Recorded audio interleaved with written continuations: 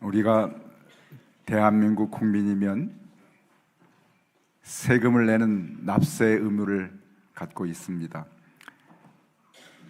벤자민 프랭클린은 이렇게 얘기합니다. 인간에게 피할 수 없는 두 가지가 있다. 하나는 죽음이고 하나는 세금이다 라고 이야기했죠. 우리가 사실은 많은 세금을 내고 살고 있어요. 태어나면 주민세, 열심히 일해서 월급 받으면 소득세, 아껴 재산 모으면 재산세, 장사하려고 차를 사면 취득세, 차 넘어달면 등록세, 살아서 물려주면 증여세, 죽어서 물려주면 상속세, 회사 차렸더니 법인세, 집에서 가만히 쉬면 전기세, 수도세, 전기 많이 썼다고 누진세. 제가 이 얘기하면 오늘 설교 시간 다 해도 다 못합니다. 그렇게 세금이 많더라고요. 네. 역사적으로 항상 사람들은 세금 내기를 싫어했습니다. 예수님 당시에 로마 제국에 세금을 내는 것을 유대인들은 몹시 싫어했습니다. 왜냐하면 세금이 많기도 했지만 자신들이 로마에 속해 있다는, 지배를 받는다는 생각을 갖고 있었기 때문에 세금 내기를 매우 싫어했던 것이지요.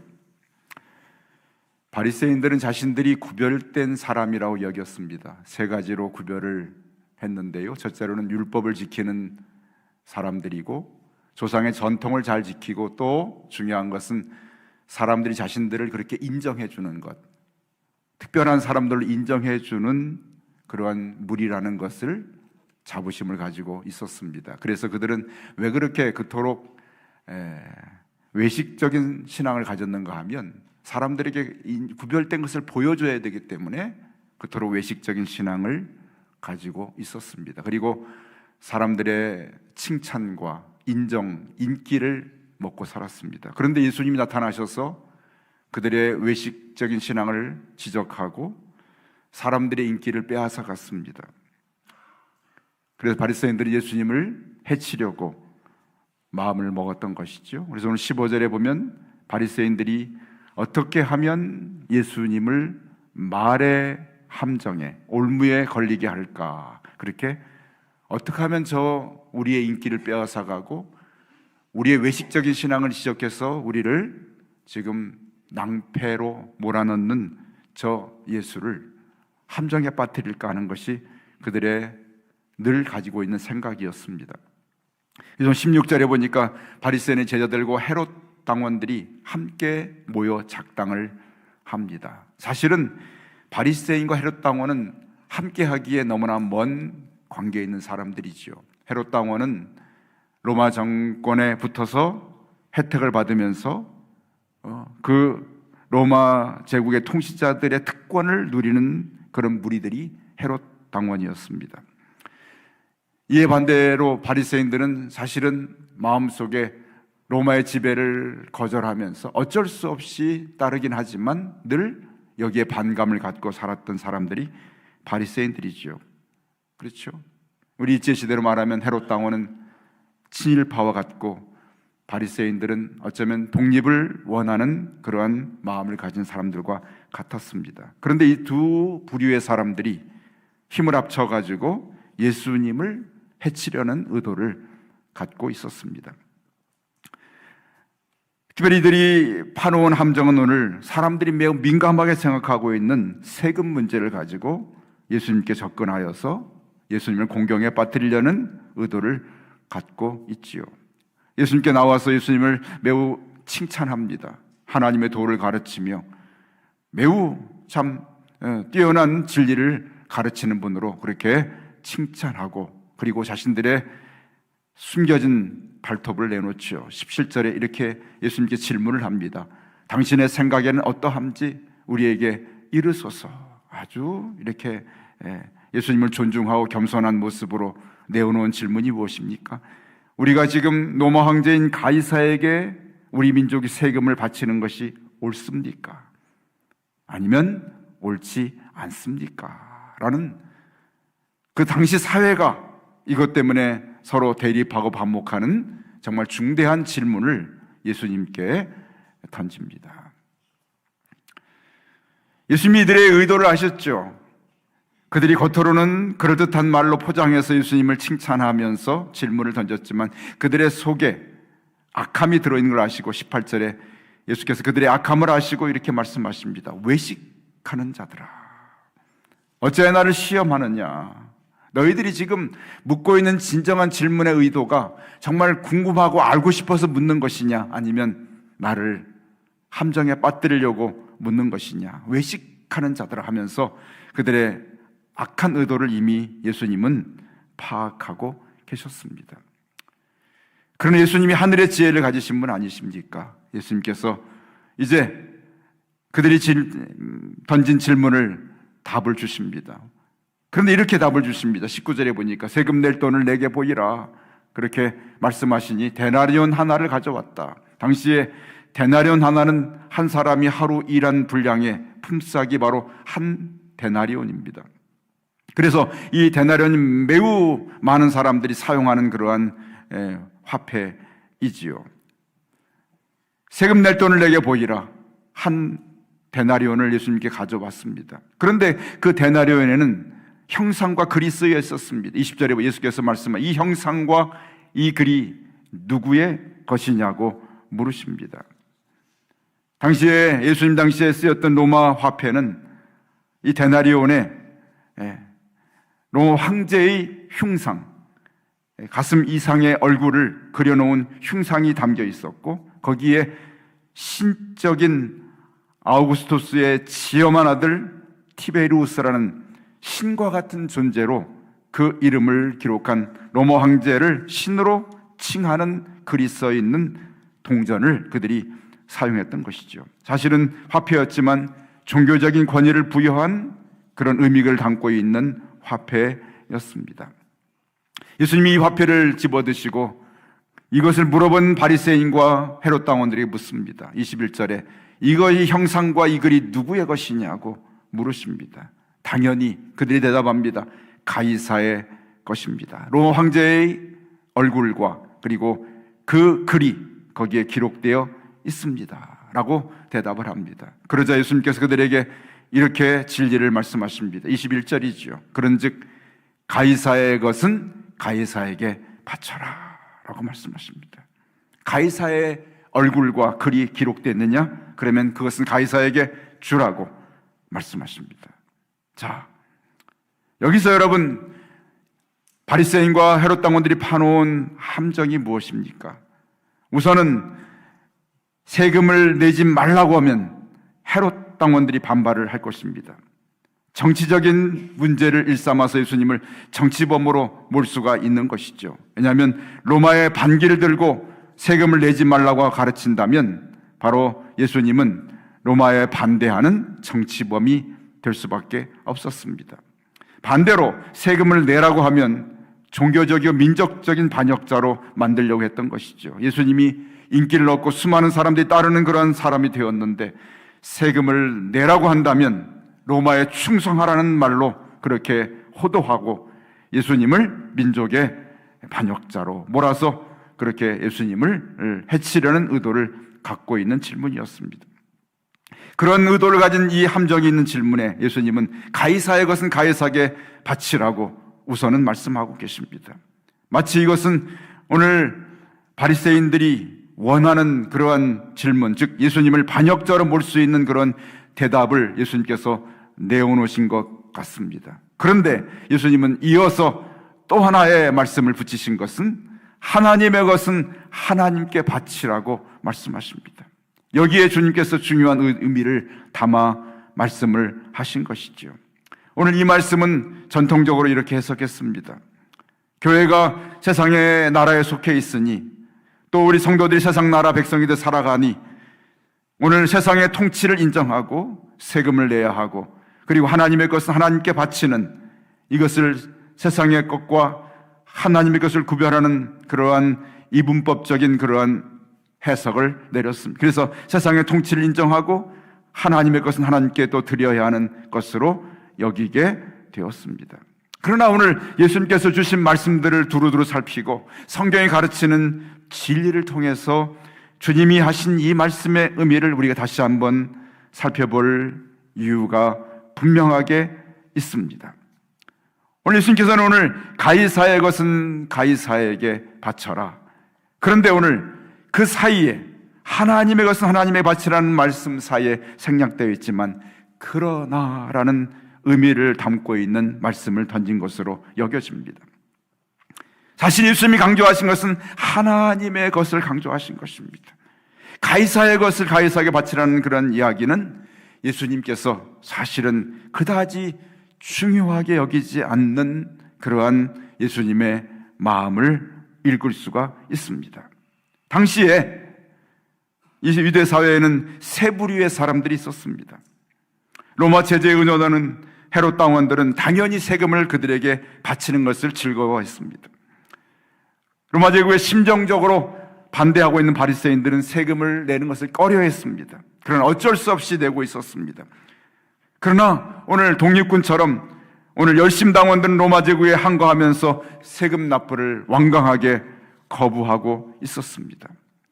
여기 세금을 낸 헤롯 당원이나 마음으로 거절하는 바리새인이나 완전히 거부하는 오늘 열심당원이나 그들이 세금에 대해서 어떠한 태도를 갖고 로마 제국에 대해서 어떠한 태도를 갖고 살지라도 그것이 그들의 생명을 해결하고 그들의 삶의 문제를 진정으로 해결할 수 있는 길이 아닌 것을 주님은 아셨고, 또한 이 말씀 속에서 가이사의 것은 가이사에게 드리라는 것은 바로 그것은 너희에게 그다지 중요치 않다는 것을 의미하는 말씀으로 우리에게 다가오고 있습니다. 이것이 너희의 지금 민족의 문제를, 너희의 생명의 문제를, 삶의 문제를 진정으로 해결하는 정말 중요한 문제가 아닌 것을 주님은 그들에게 말씀하시고, 정말 너희에게 중요한 것은 너희가 하나님의 것이고 하나님의 것인 너희를 하나님께 드리는 삶이 너희의 생명의 문제를 해결하고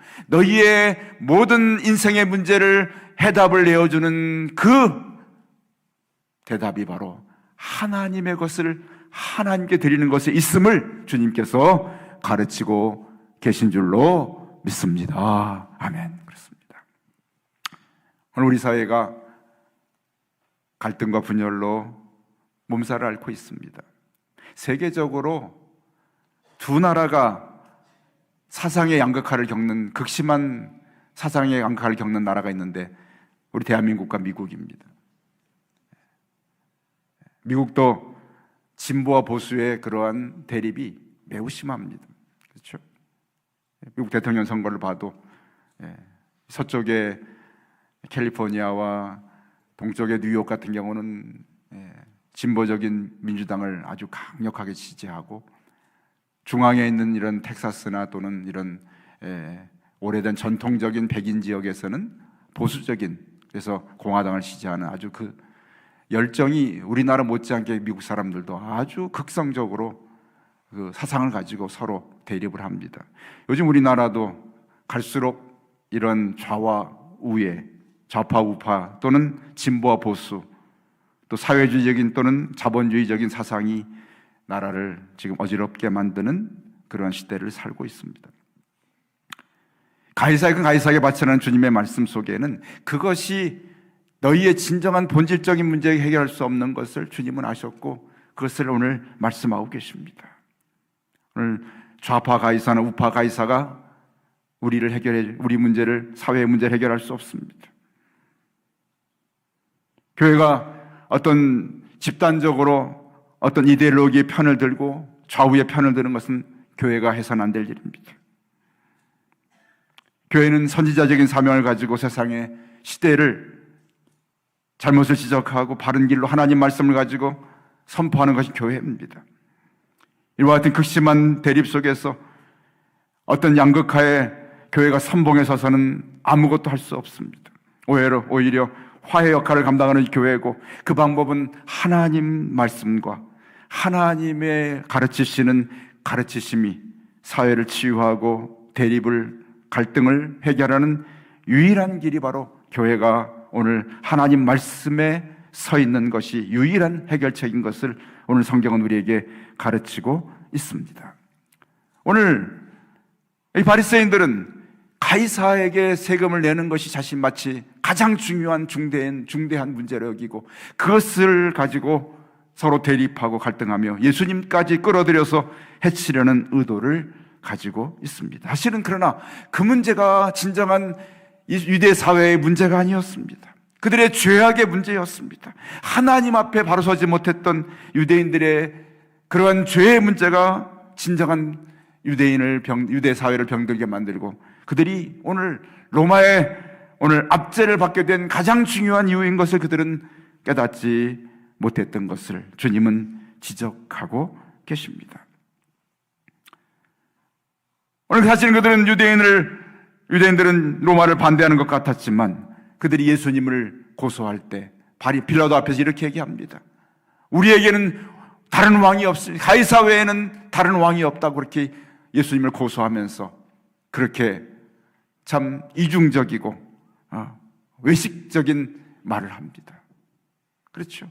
그리고 예수님을 고소하기를, 이 사람이 가이사에게 세금을 내지 말라고 했다고, 자기가 왕이라고 하면서 세금을 내지 말랐다고 거짓된 말로 예수님을 고소하는 유대인들의 악함을 우리가 보게 됩니다. 사실은 그들이 그 문제가 궁금했고 그 문제를 해결하는 것이 그들의 의도가 아니었습니다. 그들의 진정한 문제는 하나님 앞에서 바로 서지 못했던 것이 그들의 문제였던 것을 우리는 너무나 잘 알고 있습니다. 오늘 주님께서 가이사의 것은 가이사에게 드리고 하나님의 것은 하나님께 바치라는 이 말씀 속에 담겨 있는 주님의 진정한 주님의 뜻은, 너희가 하나님의 소유된 자들이고 하나님의 것이니 너희가 진정으로 함께 드려지는 것이 너희 유대사회의 문제 해결책이고, 너희 인생의 가장 중요한 일이 너희가 누구에게 속한 자이며 너희의 진정한 주인이 누군가를 아는 것이 너희가 정말 필요한 일인 것을 주님께서 말씀하시는, 하나님의 것은 하나님께 드리라는 말씀 속에 주님께서 진정한 뜻이 담겨 있고 강조하시는 말씀인 것을 깨달아야 할 줄로 믿습니다. 주님 말씀하십니다. 사람이 재물과 하나님을 겸하여 두 주인을 섬길 수 없다고 말씀하시면서 둘 중에 하나를 택하라고 말씀하십니다.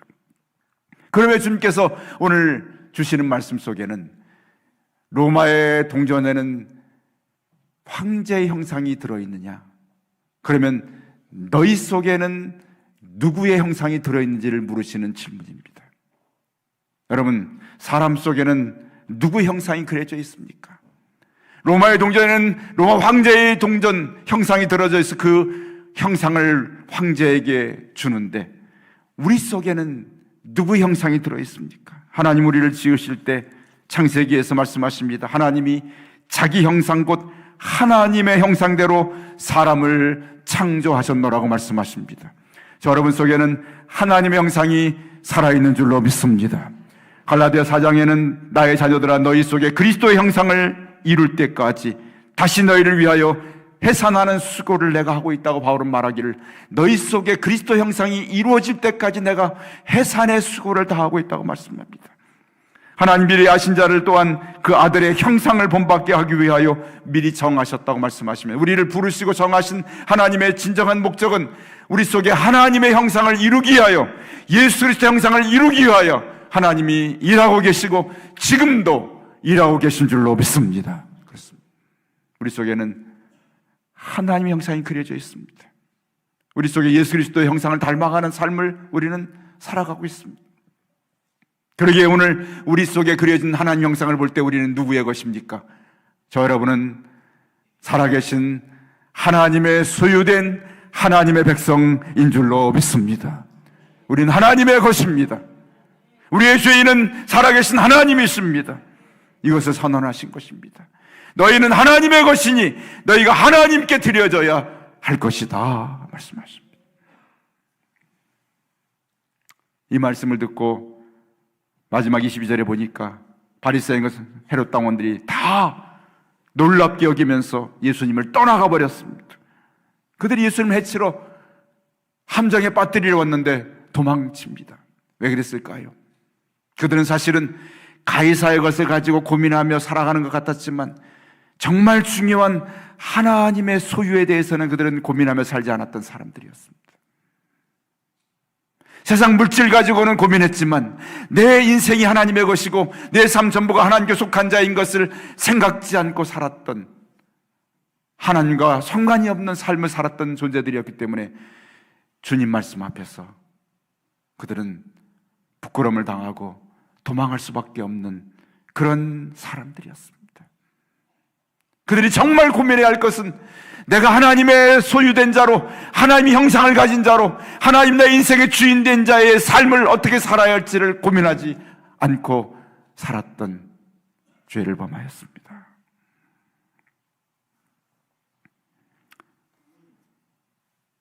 우리 사회가 한동안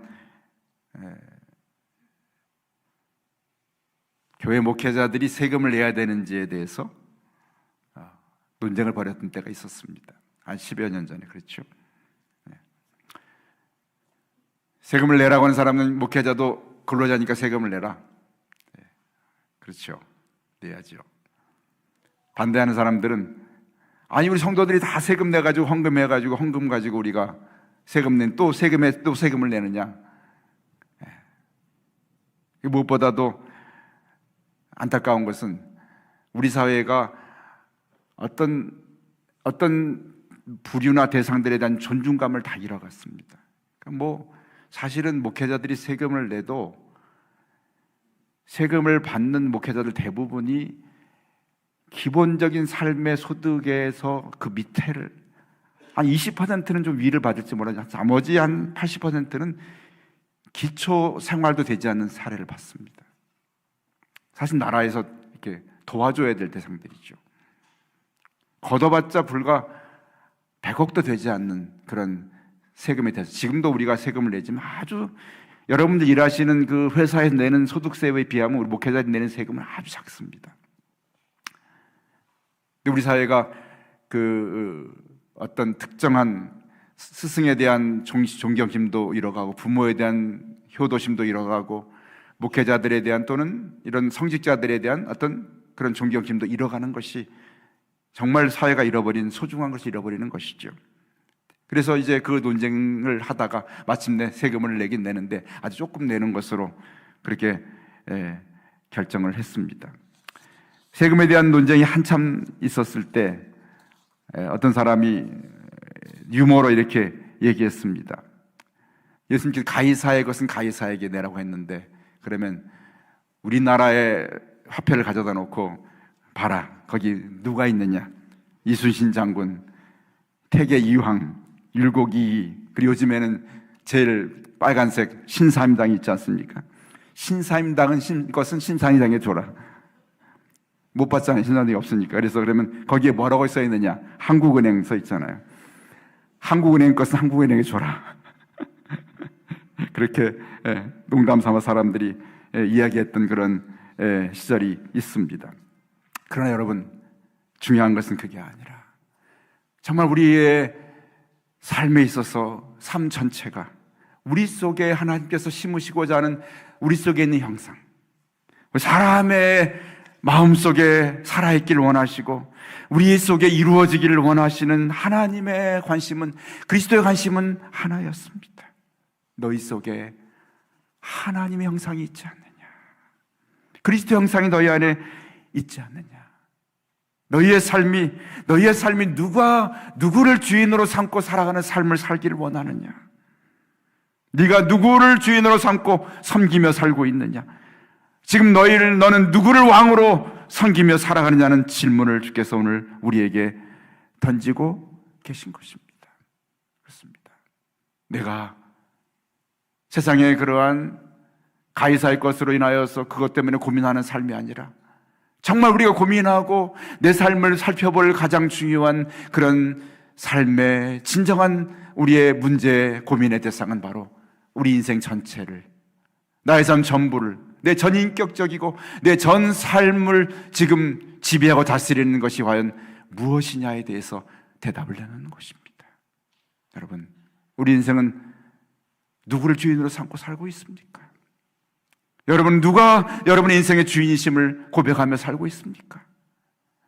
나의 삶의 전부를 다 들여서 순종하며 섬기며 살 대상은 누굽니까? 오늘 성경은 바로 그분이 살아계신 우리의 구원자 하나님이신 것을 말씀하고 있는 줄로 믿습니다. 우리가 십자가의 대속에 죽음을 흘리시고 피를 흘리시고 죽으시고 우리를 살리신 예수 그리스도가 바로 우리의 인생의 주인 되심을 고백해야 할 줄로 믿습니다. 주님 이것을 말씀하신 거예요.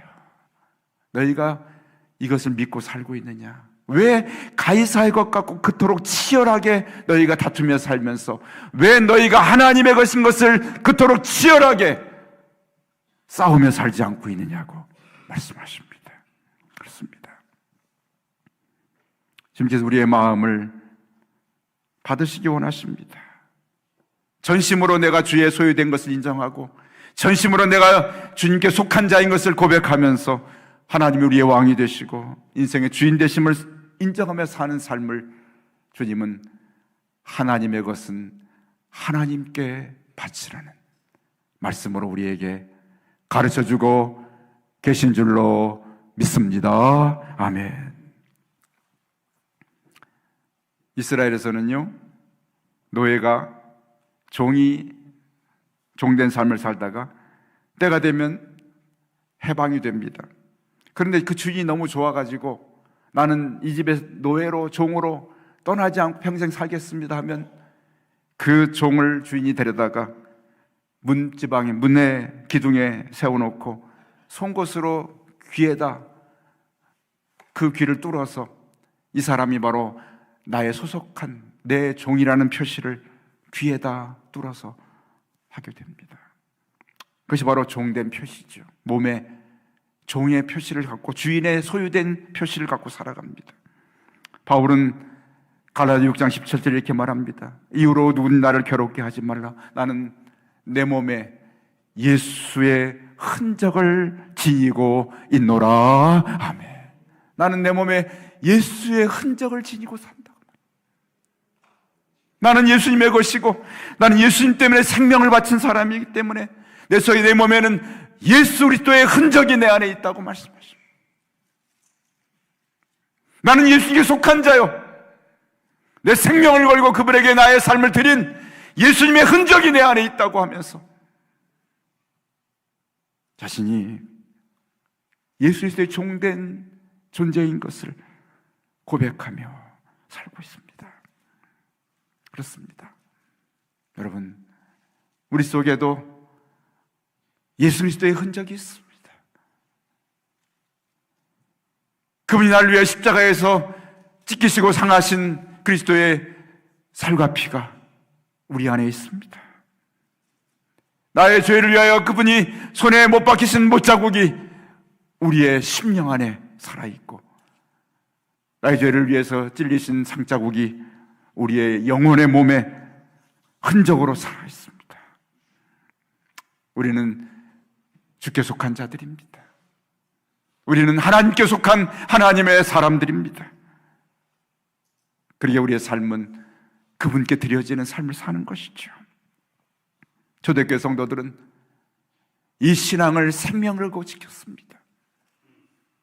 노마에 붙들렸을 때 너희가 한 번만 한마디만 로마 황제가 너희의 신이라고 고백하라고, 한 번만 로마 황제가 너의 주가 된다고 고백하라고, 그러면 네가 살 수 있다고 그렇게 회유를 받고 요구를 받았을 때 그들은 거절합니다.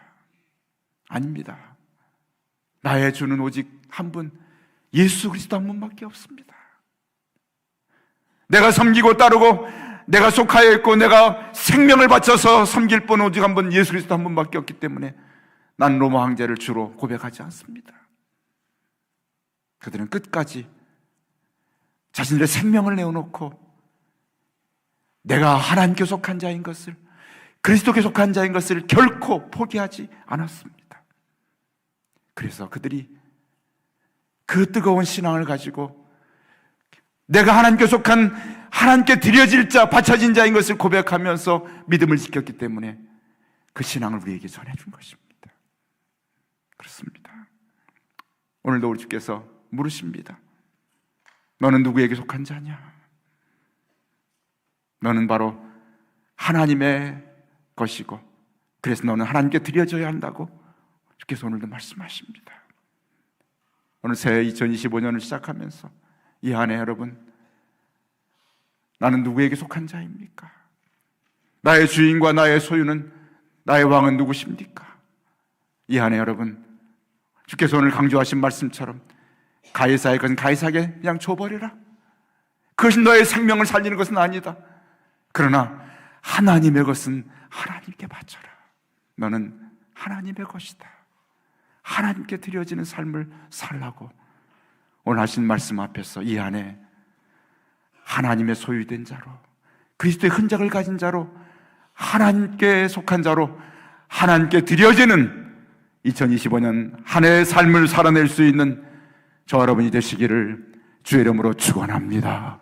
이것이 주께서 오늘 주신 말씀이요, 너는 하나님의 것이니 하나님께 드려지는 하나님의 소유된 백성이라고, 사람이라고 하시는 말씀 앞에 오늘도 고백하면, 주님, 나는 하나님께 속한 자입니다. 하나님께 바쳐질 자입니다 라고 고백하면서 주께 드려지는 한 해의 삶을 살 수 있는 사랑하는 성도들 되시기를 주님의 이름으로 간절히 축원합니다. 아멘. 기도하십시다.